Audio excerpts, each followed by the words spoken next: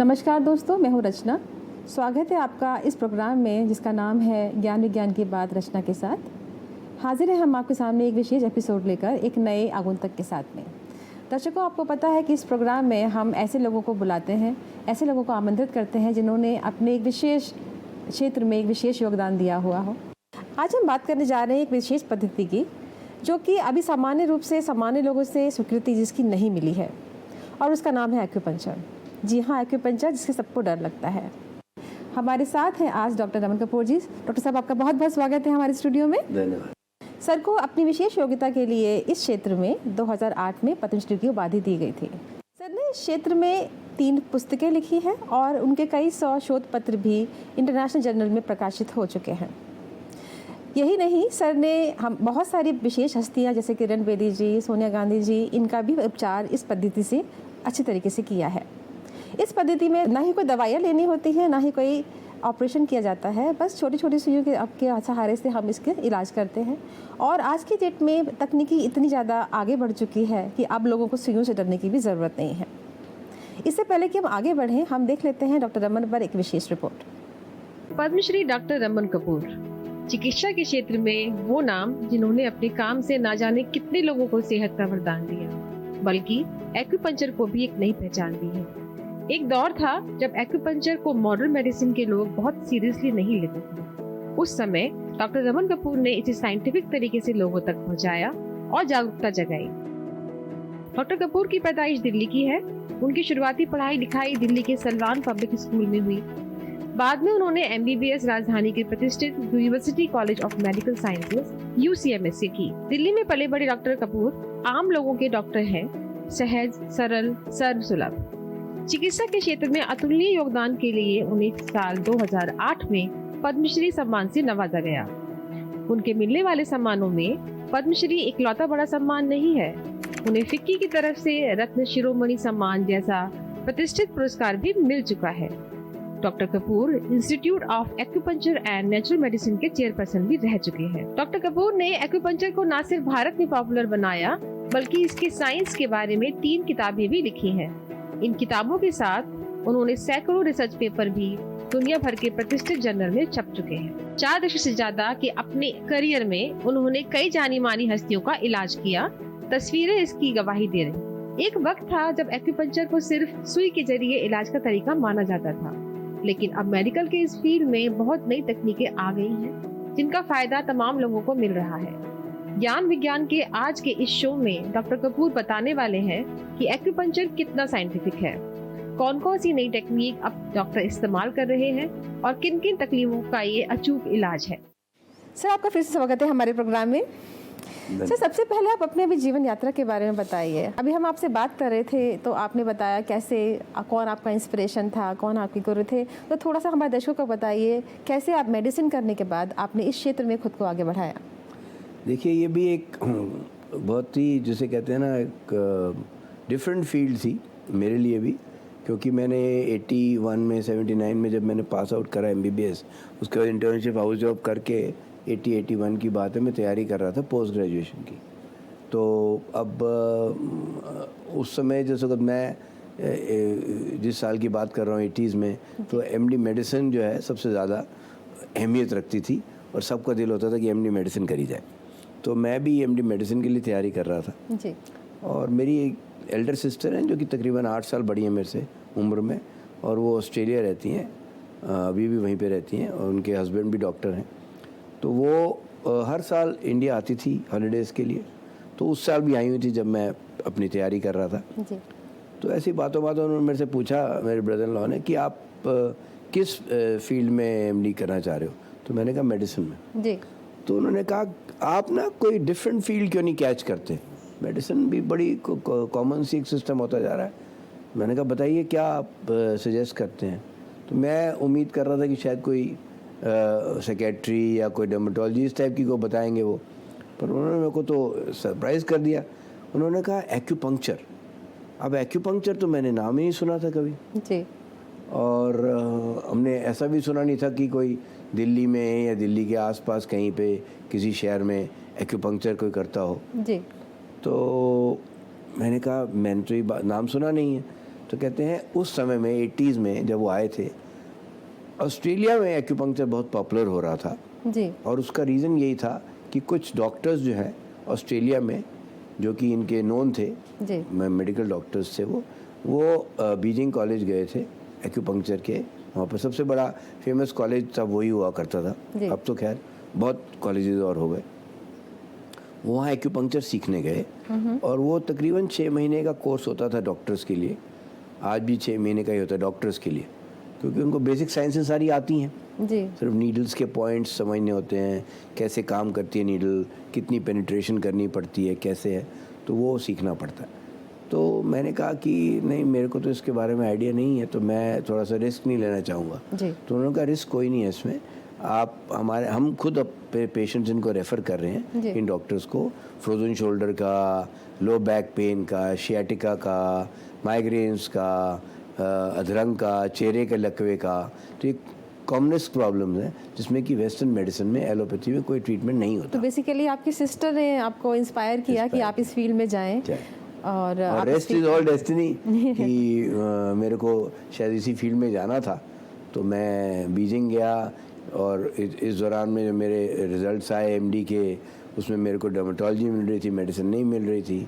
तो मैंने वो कोर्स पूरा किया बीजिंग जाके, और उसके बाद फिर मैं और एडवांस नॉलेज गेन करने के लिए तो स्विट्जरलैंड भी आपके गया। गुरु का क्या नाम था जिन्होंने आपको प्रोफेसर शिक्षा वांग, दी? प्रोफेसर वांग। WNG वांग। जी, और आपने एक और पर्सनल एक्सपीरियंस शेयर किया था कि कैसे आपको और आपके परिवार वालों को इस पद्धति में कॉन्फिडेंस आया। वो क्या वाकया था, थोड़ा सा बताइए। उससे बड़ा वाकया मेरे साथ अपने साथ हुआ था कि मैं जब मेडिकल कॉलेज में था तो मेरे सारे क्लासमेट्स को ये नॉलेज थी कि भाई रमन को बहुत क्रॉनिक साइनस की प्रॉब्लम, और मुझे इतनी साइनोसाइटिस रहती थी कि मैं ऑलमोस्ट ऑल द टाइम अपने सिर को पकड़ के रहता था, क्योंकि जिसको साइनस हो जाता है उसको सिर भारी रहता है, बिल्कुल। सिर में चप चप जैसी दर्द होती है जी। और बलगम बहुत बनती है। जी तो ये सिम्टम होते हैं, और अंदर आपके गले में हर वक्त चिप चिप का फीलिंग रहती है, पोस्ट नेजल डिस्चार्ज कहते हैं इसे हम। और खांसी रहती थी बहुत, ज़ुकाम बहुत रहता था। तो हमारे ENT डॉक्टर्स जो सफदरजंग में थे, मैं UCMS से मैंने किया अपना मेडिकल MBBS, तो जो हमारे प्रोफेसर थे ENT के, उनके पास मैं जाता था रेगुलरली, और वो कहते थे भाई इसको एंटी एलर्जिक दे देते थे। उन दिनों में बहुत कॉमन होती थी इंसिडाल, एक टैबलेट होती थी, एविल होती थी, तो हमने एविल बहुत खाई, पर वो नींद बड़ी आती थी उससे। बहुत नींद आती है। अब प्रॉब्लम ये है कि अब डॉक्टरी की पढ़ाई तो बहुत मुश्किल होती है, तो अब नींद भी आ रही है, उसको फाइट भी कर रहा हूँ मैं किसी तरह से। और उसके बाद उन्होंने जब देखा इसको आराम नहीं आ रहा, तो उन दिनों में वो नीडल लगा के डाल के यहाँ से निकाल लेते थे, सक करते थे, जो भी पुरलेंड होता था डिस्चार्जेस, तो उन्होंने वो भी किया भी डॉक्टर्स ने हमारे, बट उससे भी मेरे को कोई रिलीफ नहीं मिलता, बिकॉज वो 2-4-6 महीने थोड़ा बेटर होता था, फिर शुरू हो जाते थे। तो उन्होंने कहा एलर्जीज़ भी हैं।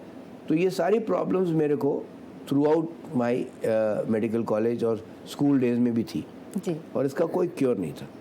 तो जब मैं चाइना गया, और मेरे ख्याल से हार्डली 10 दिन हुए होंगे मेरी क्लासेस शुरू हुए, तो मेरे प्रोफेसर ने मेरे को नोटिस किया कि वो बार बार मैं ऐसे करता था और काफ़ी कंजेस्टेड सा फील करता था जी। और उन्होंने मेरे को कहा क्लास के बाद ज़रा आप आइएगा मेरे रूम में। मैं गया, उन्होंने कहा आपको कोई प्रॉब्लम है, यहाँ पे सर्दी ज़्यादा है चाइना में, इसलिए आपको ऐसा हो रहा है। मैं कहा नहीं सर, ये मेरे को पुरानी हिस्ट्री है। तो then he took my full history, और उन्होंने मेरे को कहा आप कल से ही अपना ट्रीटमेंट शुरू करेंगे। मैं भी जैसे एक नॉर्मल आदमी होता है कि भाई सुई का, जैसे आपने बताया, तो मेरे को थोड़ा फियर था, but that fear was only lasting for 1 day, because जब मैंने पहला सेशन लिया तो मुझे लगा नीडल तो कोई दर्द करती नहीं है इतनी जितनी मेरे को फियर था। तो फिर मैंने वो तकरीबन जितनी देर में मैं 6 महीने रहा हूँ, उसमें से 3 या 4 महीने मैंने जम के इलाज कराया, डेली करा लेता था, बिकॉज मेरी तो क्लासेस होती थी। तो मुझे कोई दिक्कत होती नहीं थी, वहाँ पर टेबल्स चेयर्स होती थी, यहाँ पर और पेशेंट्स भी आते थे। अब आप ये देखिए पर्सनल एक्सपीरियंस से, मैं आपको आज, मेरे को तकरीबन 44 साल हो गए, तो ज़ुकाम वापस नहीं आया। क्या बात है। इससे बड़ा मिरेकल मेरे हिसाब से कोई नहीं हो सकता। मैं ये सोच के बैठा था कि शायद मेरे को वहाँ जाना था अपने ट्रीटमेंट के लिए। जी। मेरे को इतना अच्छा लगा, बिकॉज उसके बाद ना मेरे को साइनस की प्रॉब्लम हुई, ना मेरे को हेडेक्स की प्रॉब्लम हुई, वो मेरा परमानेंटली ख़त्म हो गया। तो जिसको आप एक पर्सनल एक्सपीरियंस कहते हैं ना, वो बहुत बड़ी चीज़ होती है। उससे आपको ये कॉन्फिडेंस हो जाता है इस साइंस के ऊपर कि उसमें कई पॉइंट्स ऐसे होते हैं जो कि आपकी इम्यूनिटी के लिए होते हैं जी। आपकी इम्यूनिटी बढ़ाने के लिए। हाँ। तो वो भी मेरे को देते थे डॉक्टर साहब, और कई पॉइंट स्पेसिफिक बीमारी के लिए होते हैं वो भी देते थे। तो धीरे धीरे मेरे वो बलगम बाहर निकलने लगी, बॉडी के अंदर बलगम बननी बंद हो गई जी। और मेरी कंजेशन ख़त्म हो गई। जी। तो वो फर्स्ट इंसिडेंट था। उसके बाद जो अगला इंसिडेंट मेरे साथ हुआ वो मेरी वाइफ के साथ हुआ कि हमारी मैरिज को अभी कुछ एक साल ही हुए थे और मेरी वाइफ को एमडी मिल गया था पीडियाट्रिक्स में लेडी हार्डिंग मेडिकल कॉलेज में, और उन्होंने ज्वाइन भी कर लिया था। तो my elder son was born already and वो उनके गोदी में था, लैप में था, और वो शॉपिंग के लिए कहीं गई हुई थी। तो जैसे ही वो शॉपिंग करके और बाहर निकलने लगी थी तो एकदम से लाइट चली गई। सो बाहर एक ओपन मेन होल था जिसमें कि उनका पैर गया। तो just to save the child कि इसको कुछ ना हो जाए, ये ना गिर पड़े, उन्होंने सारा वेट जो है पूरा अपने ऊपर ले लिया और उनकी टेल बोन में एक हेयर लाइन फ्रैक्चर हो गया। अब being a medical doctor myself I also know and every one of us knows that tail bone fracture में ट्रीटमेंट सिर्फ बेड रेस्ट होता है और कुछ पेन किलर्स आप दे सकते हो, एंटी इन्फ्लेमेटरी और बेड रेस्ट, और साथ में आप थोड़ा हॉट फर्मेंटेशन करिए, और कुछ ट्रीटमेंट नहीं होता, कोई सर्जरी नहीं करते सेल्फ उसमें। हीलिंग हाँ, ग्रेजुअली वेट करते हैं बिकॉज वो ऐसा एरिया है जहाँ पर कि आप कुछ नहीं कर सकते।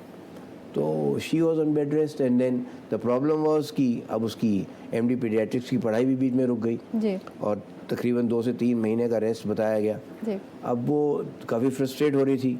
अब सबसे वर्स्ट ये था कि वो पेन जो है उनसे बर्दाश्त नहीं हो रहा था, और जब भी वो साइड चेंज करे थोड़ी सी उनका पेन बढ़ जाए बहुत, तो रात भर नींद नहीं आती थी। फिर बच्चा भी छोटा था, 3-1 साल का होगा, तो 2.5-3 साल के बच्चे को संभालना, साथ में पेन ये इतना होना, तो लाइफ वॉज बिकमिंग डिफ़िकल्ट। सो मैंने उनको ऐसे एक दिन कहा कि भाई आप मेरी बात माने, तो आपको पेन किलर से भी आराम नहीं आ रहा तो आप एक्यूपंक्चर क्यों नहीं कराते जी। तो उन्होंने कहा नहीं, मैं आपकी साइंस से बहुत वाकिफ़ हूँ, सब कुछ हूँ, बट मैं थोड़ा सा नीडल से डरती हूँ। तो मैंने कहा देखो ऐसा है, आप ना नीडल से डरती है ना, बिना नीडल्स के अगर मैं करूँ, कहती है हाँ मैं रेडी हूँ। तो तकरीबन उसी से ही, उस इंसिडेंट से तकरीबन 1 महीना पहले ही मैंने पहला अपना लेज़र मशीन हांगकांग से मंगवाई थी। मतलब नीडल के बिना भी एक्यूपंक्चर टेक्निक्स हैं और दूसरी जिनसे हम एक्यूपंक्चर करवा सकते हैं।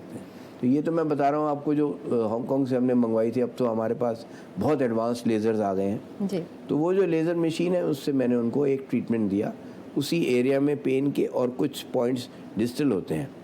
तो वो पॉइंट्स पे ट्रीटमेंट करके जब मैंने ख़त्म किया ट्रीटमेंट तो मैं हैरान हो गया, वो तो सो गई थी फर्स्ट सेशन के बाद ही, एंड उस रात उनको दर्द नहीं हुआ।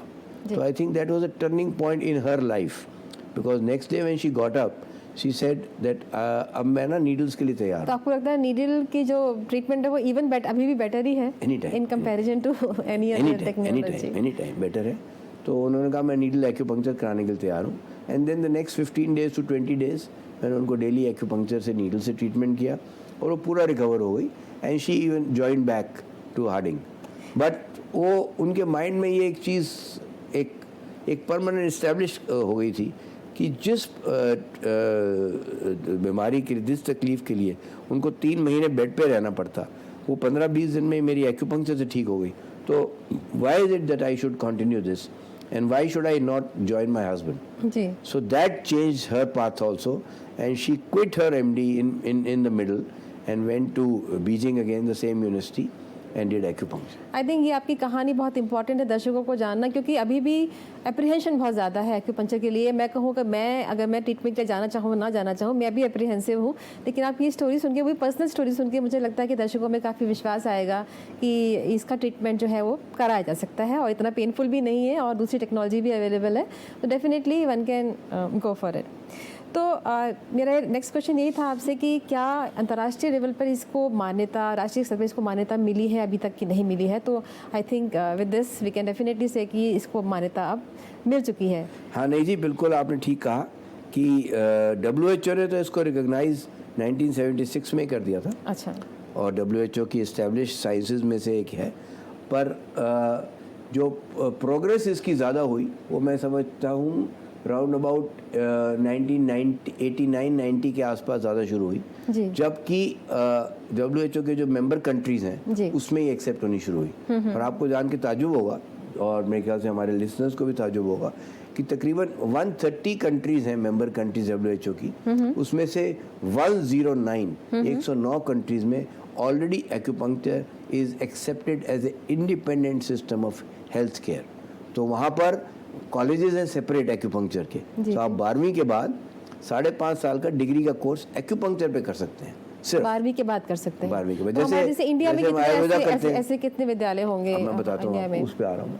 जैसे हम आयुर्वेदा करते हैं, एलोपैथी करते हैं, आफ्टर क्लास 12 भी करते हैं। हाँ, तो उसमें क्या है, पहले 3 साल हम बेसिक साइंसेस पढ़ाते हैं, एनाटमी, फिजियोलॉजी, पैथोलॉजी, सब कुछ, और लास्ट 2-2.5 साल जो है एक्यूपंक्चर सिखाते हैं। तो इंडिया में जो है इसका फाइट, जो आप समझिए एक तरह की इसकी रिकॉग्निशन की, वो मैंने ही शुरू करी थी with a few of my colleagues. और ये ज़्यादा जो है इसके ऊपर जो हमने ज़्यादा तवज्जो दिया, जो ज़्यादा फोर्स दिया, वो तकरीबन 2003 में गवर्नमेंट ऑफ इंडिया के साथ मेरी काफ़ी इंटरेक्शन होती थी। कई पेशेंट्स भी आते थे गवर्नमेंट के जो कि बड़े कन्विंस्ड हुए कि एक्यूपंक्चर इफेक्टिव है।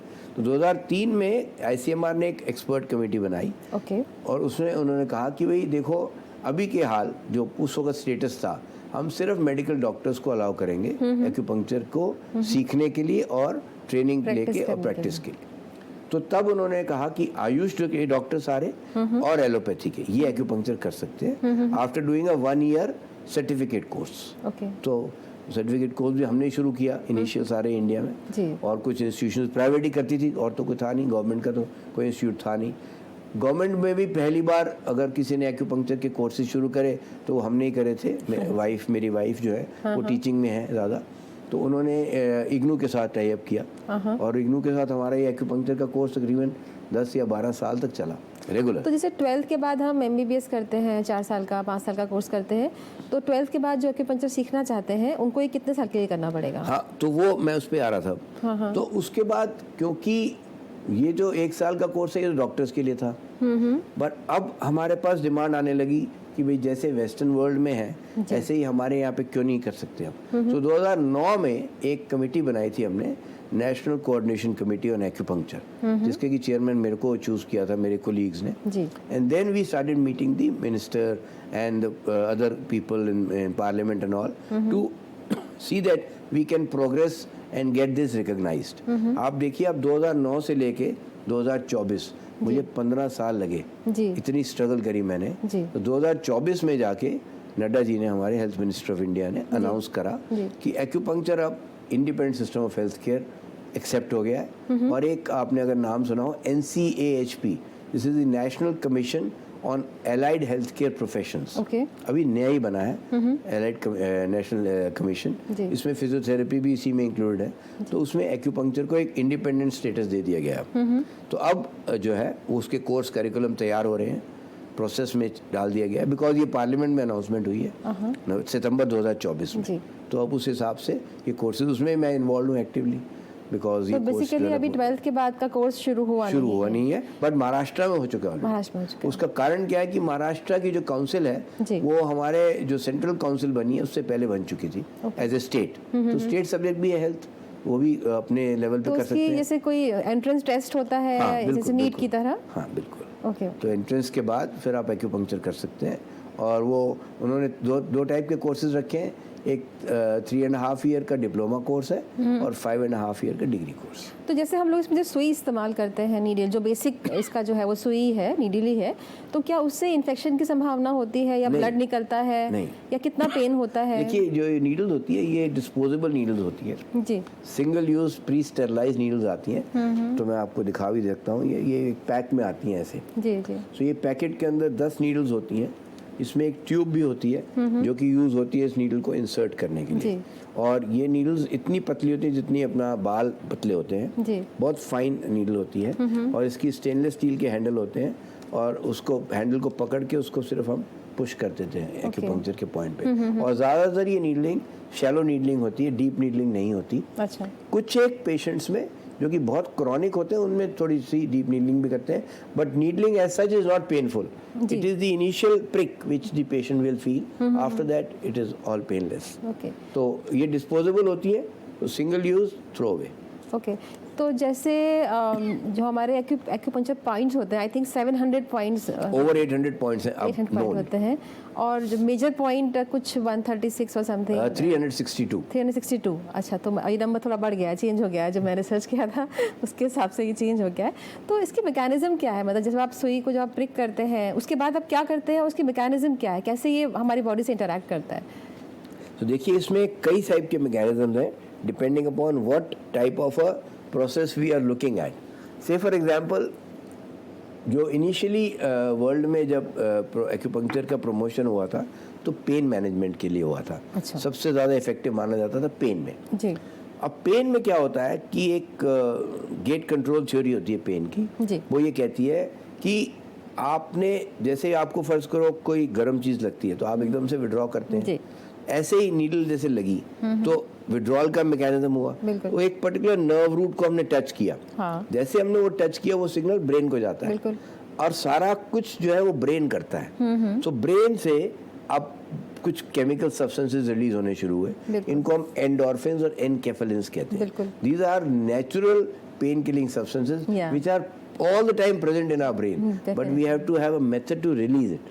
So acupuncture became a method to release these natural substances. Okay. तो इसलिए हम मुंह से कुछ नहीं दे रहे हैं, कोई हर्ब नहीं देते, कोई दवाई नहीं देते। जी। इसीलिए ये सिस्टम जो है ये बहुत सेफ माना जाता है और विदाउट साइड इफेक्ट्स। अब साइड इफेक्ट्स क्या हो सकते हैं मैं आपको सिंपल बता दूं कि क्योंकि ये नर्व के ऊपर लगाते हैं तो उसके साथ साथ एक ब्लड वेसल भी चल रही है और कैपिलरीज भी पतली पतली, तो occasionally you may get a drop of blood, that's all, and occasionally there may be a bruise but nothing beyond it, and वो भी अपने आप से ठीक हो जाता हील हो है। जाता है। तो ऐसा कुछ भी नहीं तो है। जैसे पेन में तो आपने बताया कि एंडोर्फिन रिलीज होते हैं, मान लीजिए आप किसी डायबिटिक पेशेंट का आप इलाज कर रहे हैं, उस केस में ये किस तरह से काम करता है? अब डायबिटीज में क्या है, basically we have to understand that what is the reason why that patient has come to us. अब फर्ज करो डायबिटिक न्यूरोपैथी है, हाँ। मैं बहुत कॉमनली मेरे पास पेशेंट आते हैं डेफिनेटली। नस सुनपन के लिए। तो वो सुनपन बेसिकली क्यों हो रहा है? Because of lack of blood circulation to that area. So there are specific acupuncture channels जिसके के थ्रू वो ब्लड हमारे पैरों में जा रहा जी। है। तो हम उन पॉइंट्स को पकड़ते हैं और उन्हीं पॉइंट्स के ऊपर बिंदुओं के ऊपर सुई लगा के उस ब्लड सर्कुलेशन को खोल देते हैं। तो अभी तो ये बात खरी, ये भी पेन की ही बात हुई, पर अगर हम डायबिटीज को ठीक करना चाहें फॉर एग्जांपल, डायबिटीज पर से अगर आप मेरे से पूछेंगे एक्यूपंक्चर में वर्ड क्योर मैं यूज नहीं करूँगा। अच्छा, it doesn't cure, Okay. But early stages of diabetes में it can help in controlling the blood sugar levels. So अगर पेशेंट ने फर्ज करो दवाई शुरू ही नहीं करी और शुरू की स्टेज में आ जाता है तो उसमें कर सकते हैं। और जहाँ तक मैंने चाइना में भी लास्ट मैं 10 साल पहले भी गया था, वहाँ पर जो है अब प्रिवेंटिव एक्यूपंक्चर भी बहुत होने लगा है। अच्छा। जैसे फॉर एग्जांपल आपकी फैमिली हिस्ट्री है डायबिटीज की and you know you are prone to it, so you can go to a practitioner of acupuncture and take acupuncture points which will prevent you from developing diabetes. तो जैसे Same way hypertension. अब आपको पता है आपकी family में high blood pressure की है, तो you can take acupuncture to prevent. So हम इंडिया में अभी उस स्टेज पे नहीं पहुंचे हैं जहाँ मेरे पास मैं कहूँ पेशेंट्स प्रिवेंशन के लिए आ रहे हैं। अभी तो मेरे पास आ रहे हैं वो क्योर के लिए कि इलाज मेरा वो भी जहाँ जो हार गए और दूसरे इलाजों से वो आपके पास आ रहे वो हैं। ज़्यादातर वही आते हैं। But I think that is changing, that trend is changing now because awareness बढ़ रही है। जी जी और जितनी अवेयरनेस बढ़ेगी मेरे हिसाब से उतना ही ज़्यादा लोग एक्यूपंक्चर की तरफ आएंगे, बिकॉज अब जो कंसेप्ट वर्ल्ड में आ रहा है सब तरफ से वो आ रहा है इंटीग्रेटिव हेल्थ केयर। सो इंटीग्रेटिव हेल्थ केयर का मतलब ये होता है let us join together and give an integrative package. अब फॉर एग्जांपल मैं आपको एग्जांपल देता हूँ, कीमोथेरेपी है। हाँ, मैं भी इसी कैंसर पे आने वाली थी मैं।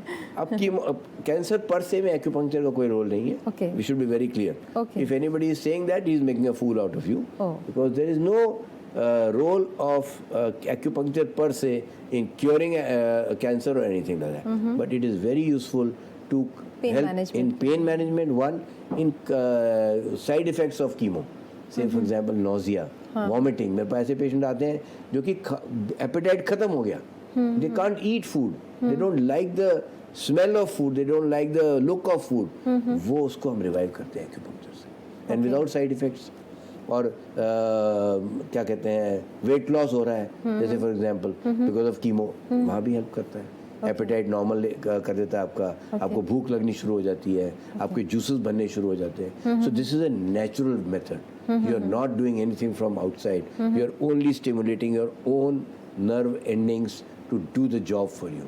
So it's a very safe treatment. तो जैसे आपने अभी ये नीडल दिखाई कि इस नीडल से हम लोग इलाज करते हैं, आपने लेज़र का भी नाम लिया, तो और कौन कौन सी टेक्नोलॉजी डेवलप हो गई है जिससे जो कौन कौन से टूल हैं जो इसमें हम इस्तेमाल कर सकते हैं? अब इसमें बहुत सारे टूल्स हैं.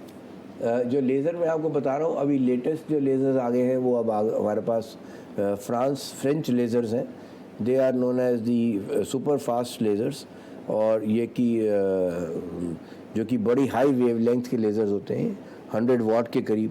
पर ये इनका जो सुपर पल्स लेज़र आ गए हैं उसमें क्या होता है कि आपका लेज़र जो है वो कॉन्टिन्यूस बीम ऑफ लाइट नहीं दे रहा, ये पल्स बीम ऑफ लाइट देता है. That means it gives you a pulse and then stops. It's like prick only. Yes, prick of needle को नीडल नहीं पता उसकी तरह से वो मिमिक करता है. हाँ, मिमिक कर रहा है, but it is not giving you any pen at all.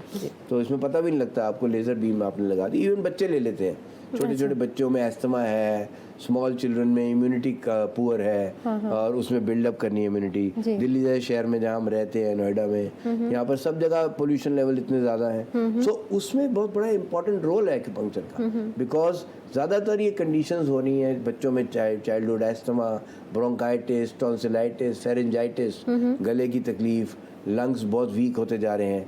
उसमें एक्यूपंक्चर इसलिए काम करता है बिकॉज कुछ एक एक्यूपंक्चर के बिंदु ऐसे हैं जो कि आपकी इम्यूनिटी बढ़ाते हैं. And these are all research documented. अब पबमेड पे जाइए, PubMed is the mother of publications for all research.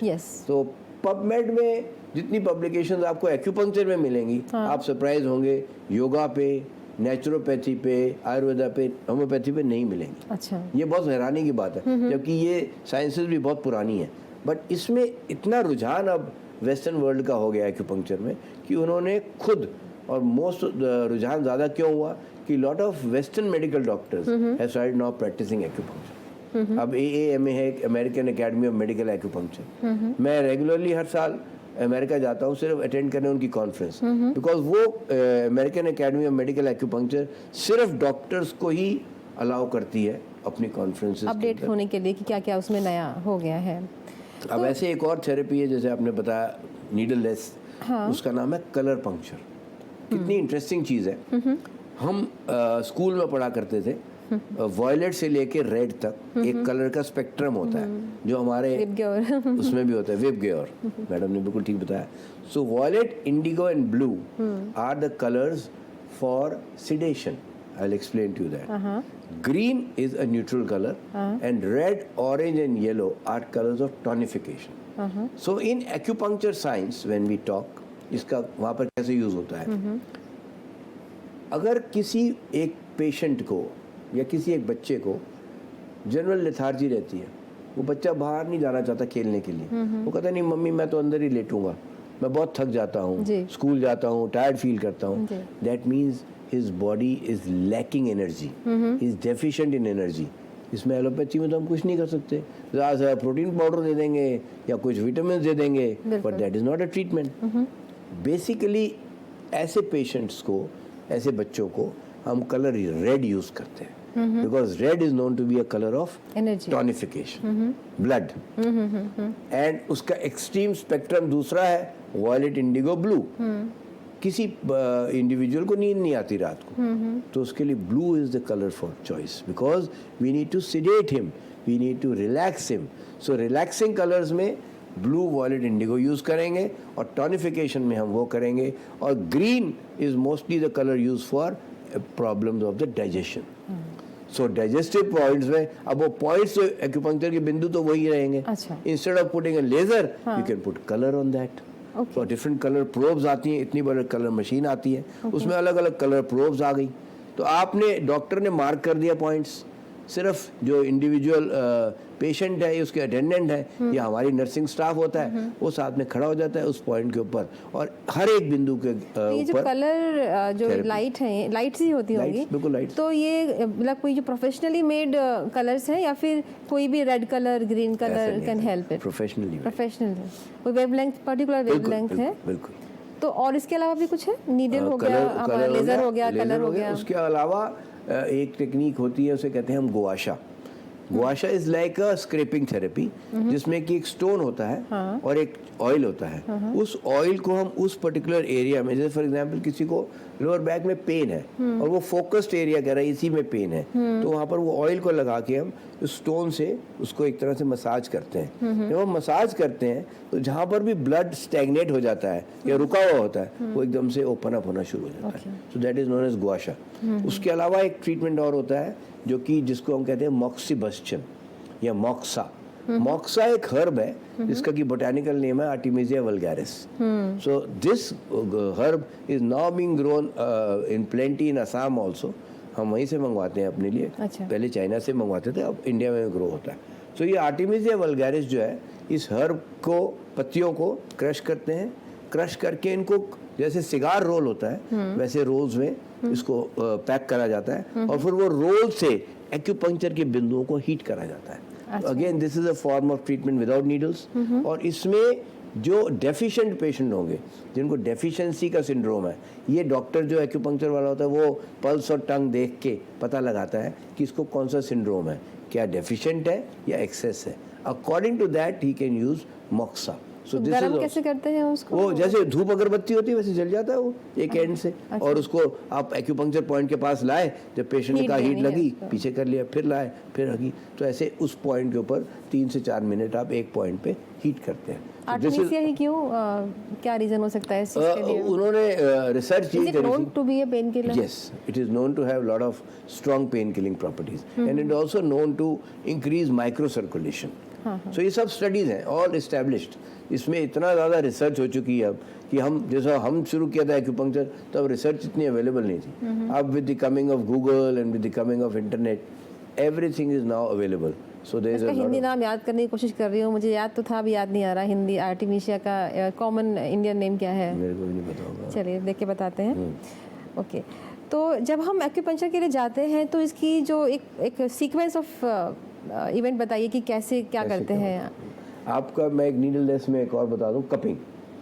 Cupping is a treatment of acupuncture. आज बहुत फिजियोथेरेपिस्ट भी कपिंग करते हैं। वो जहाँ फेल्प्स को देखा और निशान नजर आए फेल्प्स के, माइकल फेल्प्स जो स्विमर था, उसके यहाँ पे कंधे पे कुछ जो वो स्विम कर रहा था, तो कपिंग के निशान बन जाते हैं। तो निशान देख लिए, तो उसके बाद किसी ने उससे पूछ लिया मीडिया में कि ये क्या है, पॉपुलर हो गया। तो वो पॉपुलर हो गया। अब आजकल कपिंग ही कपिंग होती है, तो फिजियोथेरेपी वाले भी करने लग गए। बट बेसिकली ये जो साइंस है कपिंग की, ये अगर आप हमारे ट्रेडिशनल इंडियन उसमें जाओगे, नहीं मुझे याद है तो गड़वी यूज करा करते थे गांव में। मेरी मासी को कप थेरेपी दी गई थी घर पर, मुझे याद है। देखिए, और वो बीच में उसमें उन्होंने एक कप लिया था, एक घड़ा करवा कहेंगे, बिल्कुल, और उसमें अंदर थोड़ा दिया जला दिया था, नाभि के पास रखा था, और मुझे याद है। देखिए कितनी बात, मैं थी शायद मैं 3 साल की होंगी तब। कितनी पुरानी बात जी, बहुत पुरानी बात। और ये साइंटिफिक है। और हैरानी की बात ये नहीं, हैरानी की बात ये है कि आज जब वर्ल्ड वाइड लोग पूछते हैं हमसे कि जी एक्यूपंक्चर जो है इसका ओरिजिन तो चाइना में है, वो गलत है। एक्यूपंक्चर एक्चुअली इंडियन ओरिजिन का है। अच्छा, क्यों? क्योंकि हमारी वैदिक ट्रांसक्रिप्शन में सुई भेदन is mentioned as a form of तो एक्चुअली क्या हुआ कि ये सारी साइंसेस जो है, ये ट्रेडिशनल मेथड्स, ये इंडिया में थी, माइग्रेट कर गई। माइग्रेट नहीं थी, तो हमारे यहाँ से जितना चोरी हुई है, जितनी लूट हुई है, किसने नहीं करी। तो जो आया वो लेके चला गया और उसको डेवलप कर लिया। पर मेरे हिसाब से कोई भी हीलिंग साइंस किसी कंट्री की नहीं होती। Healing science is for welfare of human being. Right. So let us take it that way and let us use that science knowledge for welfare of human mankind rather than thinking कि किसकी है किसकी नहीं है। अच्छा, acupressure और acupuncture कितना बहुत फर्क है। ये बहुत कॉमनली मेरे को कई लोग पूछते भी हैं और कई लोग कहते भी हैं कि जी एक्यूप्रेशर करवा लें हम। तो क्योंकि acupressure is a do it yourself technique, उसके लिए आपको डॉक्टर होने की जरूरत नहीं होती। अच्छा, आप कोई भी आदमी एक किताब पढ़ ले, उसमें देखे भाई ये पॉइंट की लोकेशन यहाँ है, दबाओ। अब आप सोचिए अगर आप थंब से प्रेशर देंगे तो आप कितना डीप जा सकते हैं? आप ज्यादा डीप नहीं जा सकते। पर क्या मैकेनिज्म सिमिलर मैकेनिज्म सिमिलर है, बट आप उतना प्रेशर दे ही नहीं पाओगे जितना डीप जाके आप एक नर्व को टच करो। नर्व को वो acupressure is very good for simple elements, like for example किसी को सिंपल हेडेक है या नेक पेन है सिंपल सा, या थोड़ा सा नेक स्टिफ हो गया, या लोअर बैक में थोड़ा बहुत लोकल पेन है, कोई डिस्क विस्क नहीं है, वहाँ हेल्प करेगा। बट जहाँ पे क्रॉनिक बीमारी हो गई, जैसे किसी को स्लिप डिस्क हो गई है, किसी को शियाटिक नर्व कंप्रेशन हो गई है, वहाँ पर एक्यूप्रेशर काम कर जाती है। एक्यूपंक्चर तो करता ही है, बहुत अच्छे रिजल्ट्स हैं। कुछ तीलियों से भी हम लोग थेरेपी करते हैं, टूथ पिक ऐसा कुछ है, ऐसा कोई इंस्ट्रूमेंट भी है क्या? वो मैं आपको दिखाता हूँ, वो बड़ा इंटरेस्टिंग है जी। सो ये वो टूल है, इसको हम कहते हैं PNST। अब आप इसकी और ये भी आपको हैरानी होगी जान के कि मैं और मेरी wife, we are the only 2 people from India who went to Japan. सो एक वहाँ पर न्यूरोसर्जन है, प्रोफेसर नगाटा जी। तो हम उनके पास गए थे जापान। ये तकरीबन जस्ट बिफोर कोविड की बात है, कोविड अभी आया नहीं था वर्ल्ड में, और हमें किसी ने बताया था कि वो ये पर्टिकुलर थेरेपी करते हैं। अब वो न्यूरोसर्जन होते हुए उनके साथ अपने साथ एक पर्सनल एक्सपीरियंस हुआ, he had a back problem. अच्छा। और वो बैक एक उनका ठीक नहीं हो रहा था, और क्योंकि वो 8-8 घंटे सर्जरी करते हैं न्यूरोसर्जन, तो उनको चांसेस भी बहुत होते हैं बेंड रह के एक ही डायरेक्शन में। तो उन्होंने पहले फिजियोथेरेपी कराई, उससे उनको रिलीफ नहीं हुआ। उसके बाद उन्होंने अपने ही कोलीग से कह के और उन्होंने एक नर्व ब्लॉक भी लगवा लिया कि नर्व ब्लॉक से ठीक हो जाएगा पेन मेरा, उससे भी ठीक नहीं हुआ। फाइनली उनके एक कोलीग थे जो कि मेडिकल डॉक्टर थे, पर जापान में वो एक्यूपंक्चर करते थे। वो उनके पास गए कि मेरे को सर्जरी नहीं करानी, आप एक्यूपंक्चर से कर दो, मेरे को शियाटिका भी है। उस कोलीग ने उनके 1.5 महीना इलाज किया, वो ठीक हो गए पूरा। अब वो ऐसा कन्विंस हुए कि मैं न्यूरो सर्जरी कर रहा हूँ इतने साल से और मेरा ये और वो, तो ही went to China to learn acupuncture and we heard all this from him. तो वो चाइना गए, एक्यूपंक्चर सीखा, अब वो वापस आए, पर उनके दिमाग में यही रहा कि मैं कुछ ऐसा मेथड निकालूं जो कि नीडल लेस हो, बिना नीडल्स के हो, तो शायद मैं एक कॉमन पॉपुलेशन में इसको और बढ़ा सकूं। तो ये जो टूल है, ये इसके ऊपर कवर है, ये उन्होंने दिखाएं दर्शकों को। ये इसको PNST कहते हैं, प्रिकलिंग न्यूरो स्टिमुलेशन टेक्निक।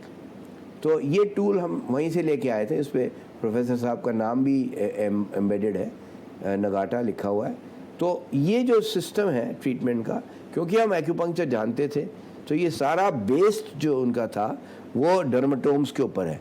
तो dermatomes are the nerve roots which are supplying different parts of our body, and all these dermatomes they start from the spine. So अगर आप सर्वाइकल स्पाइन को लेके चलेंगे तो सर्वाइकल एरिया में 7 vertebrae होते हैं, उसके बाद थोरेसिक में 12 होते हैं, लंबर में 5 होते हैं और सेक्रल में 5। तो इन सब का एक एक डर्मेटोम है। तो अगर मैं आपको एग्जांपल लेके चलूं, सपोज करो आपको इंडेक्स फिंगर के अंदर पेन हो रहा है, राइट इंडेक्स फिंगर में, तो इसका डर्मेटोम क्या है? C6, क्योंकि सर्वाइकल 6 जो है वो सप्लाई करते हैं।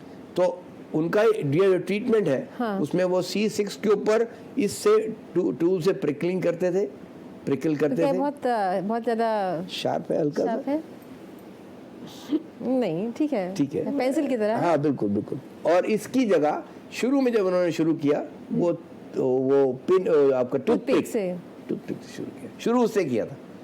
तो ये भी एक तरीका है, मेथड ऑफ ट्रीटमेंट है, और ये बड़ा अच्छा इफेक्टिव है। और हम अपने प्रैक्टिस में भी डेली प्रैक्टिस में एक्यूपंक्चर की हम इसको यूज़ करते हैं, और बड़ा यूज़फुल है, बिकॉज खास करके एल्डरली लोग हैं जो नीडल नहीं इनिशियली लगवाते।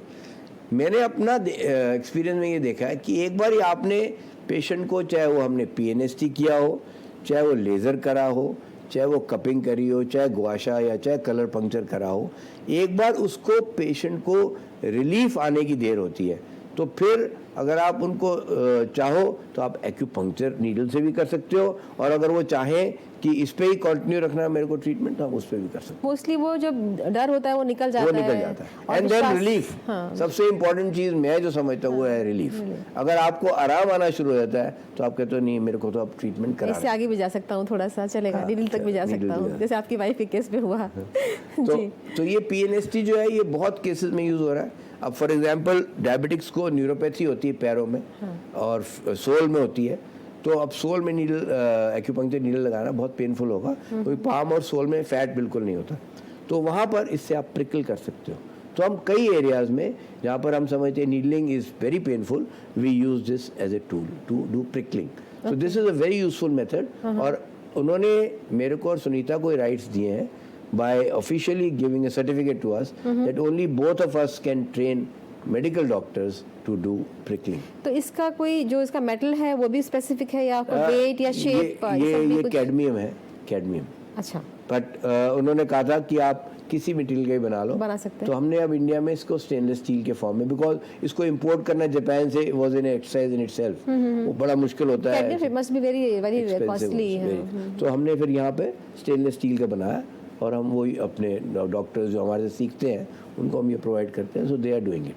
तो जैसे आजकल की हमारी जो कॉमन बीमारियां हो गई हैं, जैसे छोटी बच्चियों में जो है पीसीओडी हो गई है या इनफर्टिलिटी हो गई है, वो तो मेल फीमेल दोनों में ही है, या फिर कहें कि माइग्रेन की प्रॉब्लम है, वेट लॉस की इशू है, क्या इन सब चीज़ों में ये हेल्प कर सकता है? अब मैं पीसीओडी पे आता हूँ. Doctor Sunita, my wife, she specially has specialized in the treatment of infertility with acupuncture. अच्छा. तो लास्ट तकरीबन 15-20 सालों में मेरे को लगता नहीं, कम से कम और नहीं तो at least 80 to 100 people or couples would have got a child just with acupuncture. And these are patients who have had failed IVF and IUIs. Failed cases थे. So it can increase sperm number, Yes, quality, it can increase quality. It can improve your PCOS. It can improve on your hormone levels. It can improve on your type of the endometrial thickening जो है वो thickening better But हो as you जाती है. said, it mostly worked on endorphin and नहीं, enkephalin. Endorphin तो pen के लिए. हाँ, तो अब ये इसके हार्मोन्स के लिए करता है. हाँ, everything. It has got a effect on the neuro endocrine system. Right. So it's the working is on the entire So basically neuroendocrine pituitary system. gland is being Everything. There are points. So this point here, in the Pineal middle gland. is yes, pineal gland. So we use this point a lot. Okay. This is called yin tang. इसका नाम है. हाँ, yes. Acupuncture. Yes, yes. So बहुत सारे जो चीजें हैं, philosophies जो हैं, अगर आप उसको ध्यान से समझेंगे तो this to a Western medical doctor, now it looks to be a more of a neurophysiological and a neuroendocrinal system. Right. And what they named it was very traditional, जहाँ पर कि वो मेरिडियंस की बात करते हैं, चैनल्स की बात करते हैं. there is a kidney meridian, there is a liver meridian. जैसे फॉर एग्जांपल आपने मेरे से पूछा कि फर्स्ट टाइम जो पेशेंट वॉक इन करता है उसको आप क्या करते हो.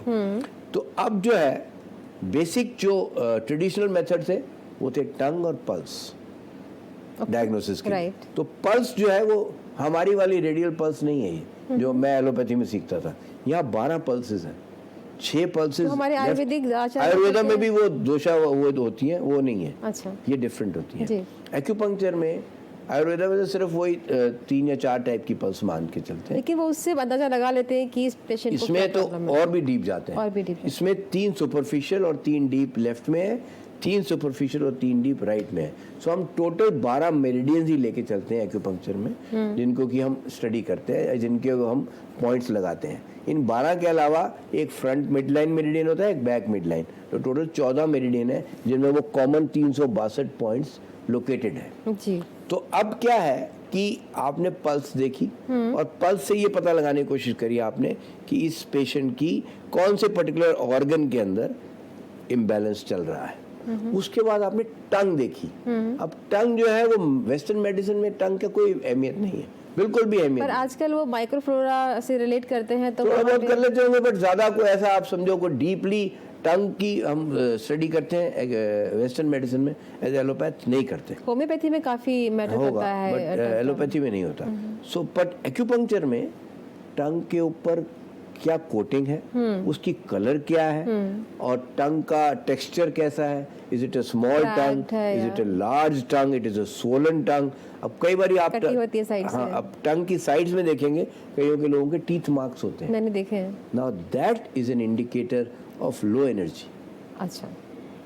तो जिस पेशेंट के अंदर भी लेथार्जी, टायर्डनेस और फटीग रहती है, एक्सट्रीम फटीग, जब उसकी आप टंग देखोगे, एक तो सोलन टंग होगी और उसके साइड में टीथ मार्क्स हो गए। सो एक्यूपंक्चर जैसे आप करते जाएंगे उस पर्टिकुलर कंडीशन के लिए स्पेसिफिक पॉइंट्स होते हैं। तो आप नीडल लगाएंगे, ट्रीटमेंट करेंगे, 5 से 7 सेशन के बाद आप उस पेशेंट की टंग देखिएगा, वो टीथ मार्क डिसअपीयर हो रहे हैं। So you have a method to see the effect of acupuncture also. And जो अब मॉडर्न सिस्टम है वो तीसरा है जो अब हम यूज़ करते हैं अपनी क्लिनिक में, दैट इज कॉल्ड एक्यूजिंग, जिसमें कि पेशेंट के एक हाथ में हम एक प्रोब पकड़ाते हैं और दूसरे प्रोब से उसकी बॉडी में ये जो 12 मेरिडियंस हैं, ये 12 मेरिडियन के जो पॉइंट्स होते हैं वो हमारे रिस्ट पे और एंकल पे होते हैं, उस पे रख के एक सेंसर के थ्रू सारी रीडिंग्स आती हैं ऑन अ कंप्यूटर। एंड वो कंप्यूटर जो है वो उनकी एक एवरेज वैल्यू निकालता है और फिर आपको बता देता है in just matter of 2 minutes कि आपकी बॉडी में कहाँ इम्बैलेंस है, इम्बैलेंस ऑफ एनर्जी कहाँ है जी। आपका लिवर एनर्जी ज़्यादा जा रही है या कि किडनी एनर्जी कम जा रही है। अब मैंने आपको लिवर एनर्जी और किडनी एनर्जी बताई, तो I would like to bring you to the emotional part of acupuncture. जी। आज साइकोसोमेटिक प्रॉब्लम्स पीक पे हैं। Youngsters wanting to do more in life, wanting to achieve more, and then stress is the commonest killer today. Ab there are total 5 emotions which all of us have, but we should have a balance of these 5. Right. Anything excess in these will cause disease of that particular organ. Even happiness. Yes, I'll tell you. So first is anger. Anger, resentment, irritability. I know a lot of people, you may also be knowing, जिनको कि ये चीज़ अगर फर्ज करो यहाँ से यहाँ रख दी किसी ने, उस पर गुस्सा आ जाएगा। बिल्कुल। इतनी जल्दी वो लूज करते हैं टेम्पर अपना। So this type of people develop liver problems. Okay. So anger damages your liver. Okay. So I will give you example also. Next emotion is joy or lack of joy. So joy or lack of joy affects the heart. So अगर कोई खुशी नहीं है तो भी patient को heart की problem होगी, और बहुत खुशी सडनली आ गई, लॉटरी लग गई, वो हार्ट अटैक से मर जाएगा। थर्ड इमोशन आता है worry, constant worrying. I will give you an example. A lady says my grandchild has not come from school. उसकी बस 2:10 पे आती है, आज 2:20 हो गए, नहीं बस पहुंची। इसमें क्या वरी करने की बात है? It is no cause for worry. After all, you are living in a city like Delhi where there is so much of traffic. So it could have got. And then she will go on worrying and worrying. And that worry will cause her spleen and stomach digestion to get weak.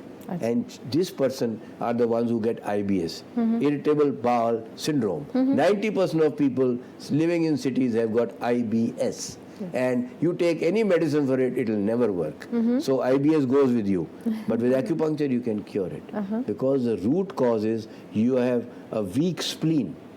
और spleen हमारी western medicine में इतनी important organ नहीं माना जाता, but acupuncture theory में spleen is a very important spleen तो निकाल भी दी जाती है अगर दिक्कत होती है तो देखिए, और हमारे इसमें तो बहुत इंपॉर्टेंट है। तो spleen and stomach are worry. Then the next emotion is sadness.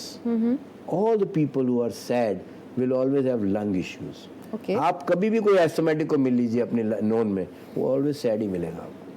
दुखी जिसे कहते हैं ना, दुखी आत्मा, उनको लंग की प्रॉब्लम होती है। COPD, chronic obstructive pulmonary disease, chronic bronchitis, chronic asthma, sad.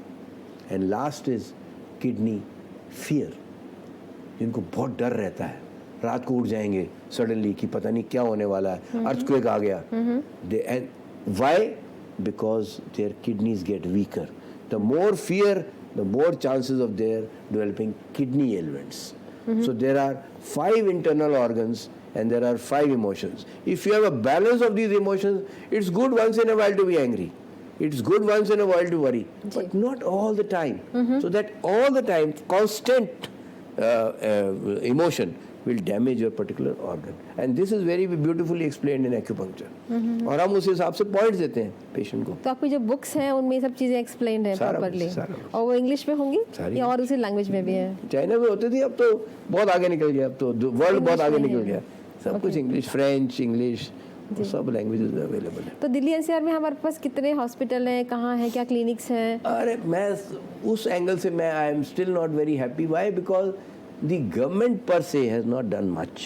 किसी आफ्टर ऑल कोई भी आज आयुर्वेदा बिल्कुल कहाँ पहुंच गया, क्यों पहुंचा? क्योंकि योगा की वजह बिकॉज से प्रधानमंत्री हमारे वो इसमें प्रमोट कर रहे हैं पर्सनल इसको, इंटरेस्ट ले रहे हैं। तो उनके पास जाना जब तक- पड़ेगा जब एक्यूपंक्चर के लिए जब तक आप उसको पर्सनल इंटरेस्ट लेके उसको एज ए साइंस नहीं प्रमोट करोगे, वो साइंस कॉमन मैन। इसका सबसे बड़ा बेनिफिट क्या है? देखिए, आप आयुर्वेदा में भी साइड इफेक्ट्स होते हैं, हैवी मेटल टॉक्सिसिटी होती है, सबको पता है, everybody knows it. Only yoga is the one जिसमें कि आप कुछ ओरली नहीं दे रहे हो। आयुर्वेदा में भी देते हो, यूनानी में भी देते हो, होम्योपैथी में भी देते हो, पर एक्यूपंक्चर में कुछ आप ओरली नहीं दे रहे, इसलिए ये सबसे सेफ है। और इसको सिखा के अगर आपने उसी आदमी को किसी रूरल एरिया में भेज दिया, वो वहाँ भी कर लेगा, बिकॉज उसको कुछ चाहिए नहीं है, सिर्फ नॉलेज चाहिए और बेड चाहिए बस। और ये छोटी सी मशीनें हैं थोड़ी बहुत, तो ये बड़ी आपने एक्सपेंसिव नहीं है, MRI की जरूरत नहीं है वहाँ पर लगाने की आपने आपको। वहाँ पे छोड़ा कि हम लोग वो प्रोब लगा के उनका रीडिंग ले लेते हैं, उसके बाद क्या करते हैं? उसके बाद फिर हम ये डिसाइड करते हैं, पेशेंट की हिस्ट्री लेते हैं पूरी, जैसे मेडिकल डॉक्टर को समझाई जाती है। उस हिस्ट्री से हमें पता लगता है कि ये पेशेंट आपके पास किस चीज़ के लिए आया है स्पेसिफिकली। हमारे पास पेशेंट्स आते हैं, वो 8 प्रॉब्लम लेके आते हैं, हम 8 की 8 प्रॉब्लम उनकी सुनते हैं, फिर उनसे हम पूछते हैं कि इनमें सबसे ज़्यादा आपको परेशान क्या कर रहा है, 1 या 2 या 3, हम उस पर फोकस करते हैं। तो नॉर्मली पेशेंट कहेगा जी मेरे को तो नेक पेन है, वो कॉन्स्टेंटली तंग करता है, या मेरे को हेडेक्स रहती हैं, या मेरे को साइनस है। तो we will try and first concentrate on his major problem area so that we are able to give him relief or her relief in that particular area. That the girls come to us, she says acne is my problem.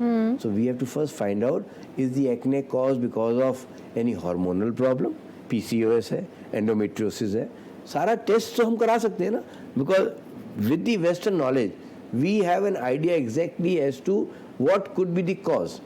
Once we know the cause, and then we have checked the meridians by the tongue, by the pulse, and by the accusing, we have a full knowledge bar in front of us, and then we decide. That's what called as the protocol. integration of इसलिए मैंने कहा ना, जो अगला जो next 50 years है medical care के, वो इंटीग्रेटिव हेल्थ क्योंकि केयर। पहले एलोपैथी डॉक्टर बहुत ज़्यादा रिलेक्टेंट हुआ करते थे आयुर्वेदिक की बात नहीं, सुनने, बिल्कुल बात होम्योपैथी की ही बात, पर आज की डेट में हम देख रहे हैं कि ओपन अप, एटलीस्ट योगा के लिए तो ओपन अप हो गए हैं। ओपन अप हो गए हैं। और इवन जो हमारे एलोपैथिक डॉक्टर्स हैं, वो लोग आजकल प्लांट की न्यूट्रास्यूटिकल्स भी लिख रहे हैं डॉक्टर। अक्सर उनके प्रेस्क्रिप्शन में एक होता है मल्टीविटामिन या कोई प्लांट बेस्ड डेरिवेटिव या रहता है, तो मैं देख रही हूँ कि लोग ओपन अप हो रहे चेंज आ हैं रहा इस है। तो चीज़ के लिए। इंटीग्रेटिव हेल्थ केयर अब वर्ल्ड में सबसे फेमस जो है वो क्लिनिक्स जो इंटीग्रेटिव हेल्थ के पे, वो लंदन में है, जहाँ पर कि हिंदुस्तानी जो बहुत रिच हैं वो सिर्फ वहाँ जाते हैं सिर्फ इंटीग्रेटिव हेल्थ केयर के लिए, जिसमें कि acupuncture is a very important part. ऐसे ही आपको हैरानी होगी जान के